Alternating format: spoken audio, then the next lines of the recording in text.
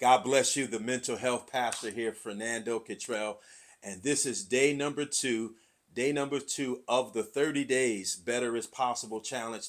And I'm encouraged to be able to share it with you once again. I love this particular topic uh, because it's really a topic that I'm engaged in all the time, helping people when they're struggling with things and trying to get them to get help and um, work with resources that are in favor of them growing and achieving and thriving. And that is the topic of you do not have to suffer in silence. You and I do not have to suffer in silence. So often we think no one cares. We think people are not interested in what we're battling with or what we're struggling with. And then we put up a wall and we hide ourselves. And that wall prevents others from getting in, but it also prevents us from getting out. So the wall we put up when we're suffering in silence is a wall that hinders help, but also hinders us from getting help. And so I just want to emphatically say, you and I do not have to suffer in silence. God has created resources. He has created help. He has created people. He has created resources. He has created safe places where you can go, someone you can talk to, that you can get help. In fact, James 5:17 talks about, says, if any of you sick, call for the elders. Call for the elders of the church and they will come. In other words, there are people that God has destined and designed and positioned, strategically positioned them in the season where you are to help be a resource, to help maneuver you from hopelessness to hope. And so I want to encourage you to let you know that you do not have to suffer in silence.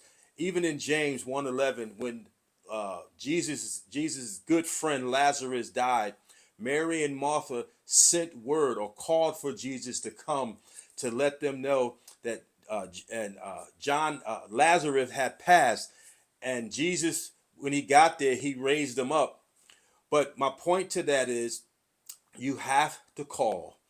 There are people that are assigned, there are situations that are readily available because you don't have to suffer in silence. Because when you're suffering in silence, Satan has an opportunity now to begin to talk to your mind and then amplify your feelings of loneliness, heightens your emotions, and you begin to say things like, no one cares, no one is there, no one called, no one understands me. But if we be honest, there are so many times I remember in my life, just looking back, there were times where I was struggling and you start hearing those thoughts, no one cares. But you actually no one knew. Sometimes people do not know what you are struggling or battling with because you haven't let it be known.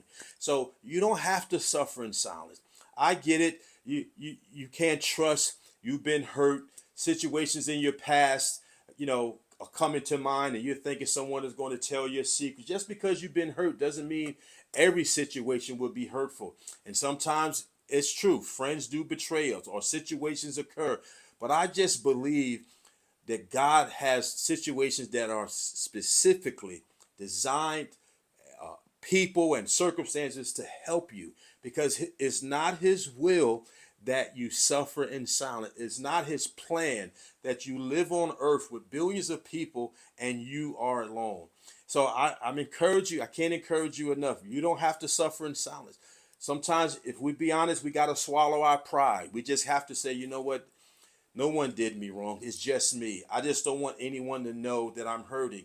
Well, how would they know if you don't mention it? How can you receive help? How can you get anyone to help you if they don't know about it? Now, can God reveal it to them and show them in a dream or something? Of course. But God has designed it where we have to leave out of our pride, submit to the process, and ask for help. And so you do not have to suffer in silence. There was times in my life where I suffered in silence, and it wasn't fun because you live tormented, you live in fear, you live in suspicion, and then you start isolating yourself And that's not a good place for you to be. So if you're ever going to experience better as possible, if you're ever going to experience the next thing, or move in or transition, if you will, into what God has you to do, you're going to have to uh, allow yourself to be vulnerable and to get help. You know, God uses people.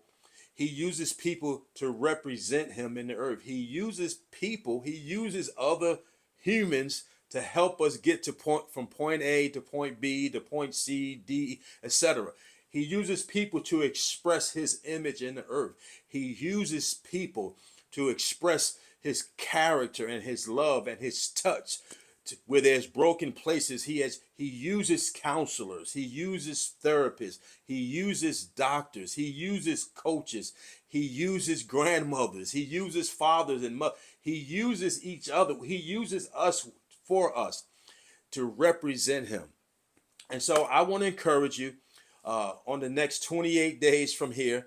This is day number 2 of the 30 days, to really think about what you need to get help over, because God's will is not that you sit there and suffer in silence, that you bleed in silence, that you're anguishing in silence, that you're sick in silence. The scripture says, as we read, if any of you are sick or afflicted or going through, call, make the call, seek the help, be vulnerable, ask God, pray, God, where do I go? Who can I share this with?